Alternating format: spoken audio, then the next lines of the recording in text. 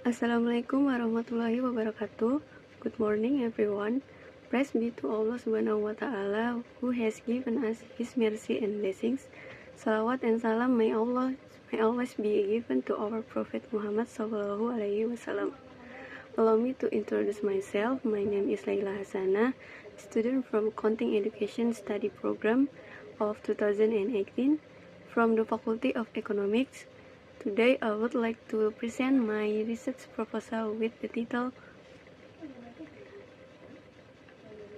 The Influence of Managerial Ownership, Size of Public Accounting Firm, and Financial Distress on the Integrity of Financial Reports. A study of banking and financial sector companies from 2021 to 2023. This research is supervised by my mentor, first Mr. Adam Zakaria, and my second mentor is Miss Sri Zulaihati. Chapter 1. Preliminary. Research background. Financial report integrity means the reports are honest, relevant, and reliable. Have faced financial scandals due to a lack of integrity in their reporting. For example, cases such as PT Jiwasraya in 2017, S&P Finance 2018, and PT Hansen International 2016 show how important financial transparency is. Financial reports act as communication tools between internal and external parties in a company. When these reports are not trustworthy, it can harm the company and its stakeholders. Topic selections. Based on those issues and from previous research articles I review, I found inconsistent results regarding the variable managerial ownership, size of public accounting firm, and financial distress to integrity of financial reports. So, from that case, I was motivated to study this topic, especially since very few previous studies focus on the banking and financial sector listed on the Indonesia Stock Exchange or IDX. Research question. There are 4 research questions in the study. First, does managerial ownership positively affect the integrity of financial reports? Does the size of the public accounting firm affect it? Does financial distress have a positive effect? And last, do all 3 variables affect the integrity of financial reports when analyzed together?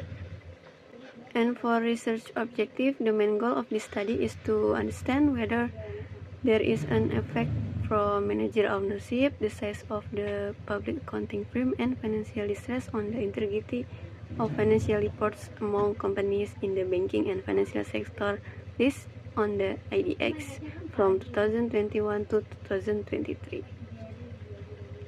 And research benefit in this study that it can be used as reference for companies who value the integrity and students in the major of economics to support future research, and for knowing how much these 3 independent variables here can affect the integrity of financial report in banking and financial sector. Chapter 2. Literature Review. Theoretical foundation. The theories used are based on 2 main sources. First, agency theory.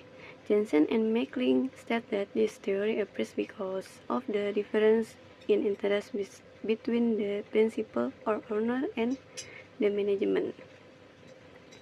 And second theory is conservatism accounting theory. It is a form of careful behavior of an accountant when preparing financial statements, especially when there is uncertainty about which accounting method to choose. And the research uses several case variables. First, the main variables is financial report integrity, when the report is relevant, honest, and reliable. And first, for independent variable managerial ownership, it is the percentage of shares owned by company management. Second, financial distress, when a company struggles to meet its financial obligations. And third, size of the public accounting firm, it is measured by Big Four affiliation or number of professionals and branches. And these are conceptual framework from my study, and from this concept we found out the hypothesis. There are, first hypothesis is manager ownership positively affect financial report integrity. Second hypothesis, the size of the public accounting firm positively affects integrity. And third hypothesis, financial distress also affects integrity. And fourth hypothesis, that all three variables together influence the integrity of financial reports. Chapter 3, Research Methodology. This study is a quantitative research using secondary data. The type of research is use quantitative method, which means it focuses on numbers and data to answer the research questions. And for sampling technique, the sampling method used is purposive sampling. This means the samples are chosen based on the specific criteria. And unit of analysis is banks and financial institution lists on the main board, also for the populations. And for sample selection, there were originally 104 companies in this sector, then 62 were removed because they were not on the main board, and one company was removed for not publishing reports every year from 2021 to 2023. So the final sample used in this research is 41 companies. And next, indicators or measuring tools. Let me now explain the indicators or measuring tools used in this study. There are four main variables. First, financial report integrity. I use market value per share per book value per share, where the book value per share measured by total equity per number of shares outstanding. And two, manager ownership. I use amount with the measure of number of shares owned by management per total shares outstanding times 100%. 3, size of public accounting firm. We use formula of a number of branches that the public accounting firm have.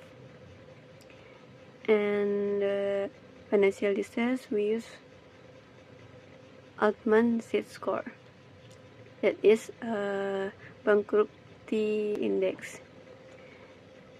First, for the X1, we use working capital per total assets, and plus X2, retained earnings per total assets. X3, EBIT or earning before interest and tax per total assets. X4 plus X4 is market value of equity per total liabilities. And in this study, we will be measuring using statistical indicators, and the data will be processed using Microsoft Excel and SPSS PASW statistics. Analysis technique.